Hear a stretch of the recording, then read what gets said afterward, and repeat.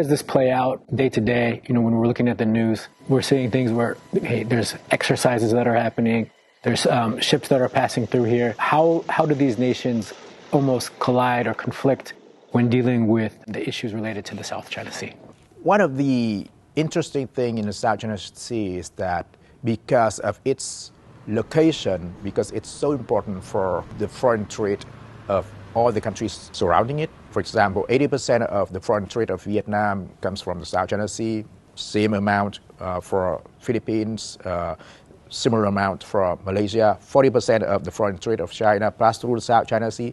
80% of the oil import of China and Taiwan and Japan and South Korea pass through the South China Sea.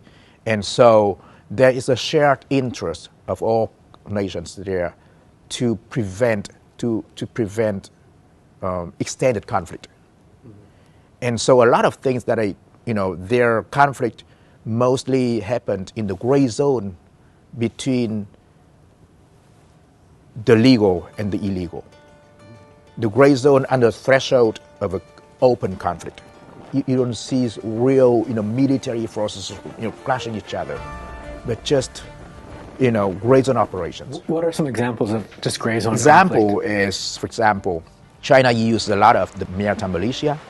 The maritime militia are basically, if you look at them, they are similar to fishing trawlers, and people can claim themselves to be fishermen, but they got order from the state, and they do some things for the military. So you can deny that, hey, they are not my military, and they are just fishermen. They are doing their own work. So that's the one dimension of the gray zones. Deniability, you can deny, right? And secondly, Islamicizing is a tactic that China has been practicing in the South China Sea. For example, if they seize an island, they seize it stealthily. It's just one island at one time. And then they wait for a few more years, and then they do something else. For example, Mischief Reef. China seized Mischief Reef in 1995. It was the submerged reef at that time. And then after a while, a year after that, China built a very small wooden hut. And they say, hey, this is just sort of, temporary shelter for my fishermen.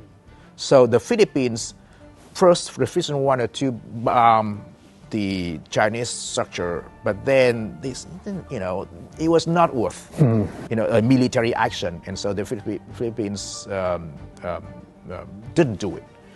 And so after a few more years, China built concrete. But China also claims things that are submerged below the sea level. China claims to have 3 archipelagos in the South China Sea: Xisha, Zhongsha, and Nansha. Xisha is the Paracel Island, and Nansha is the Spratly Islands in the south. And China also claims to have a third archipelago called Zhongsha. Where's Zhongsha? We don't see it in the map. It's not in the map. The highest elevation of that show is about 9 meters below the sea level, so 9 meters under the water. And China calls it an island. So China appears to claim to have full sovereignty over the air, the sea, and the land, everything within the 9-dash line. And even the 9-dash line is not consistent.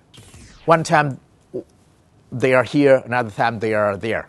So you don't know the exact location of the dashes, but China uses the dashes to designate its claims.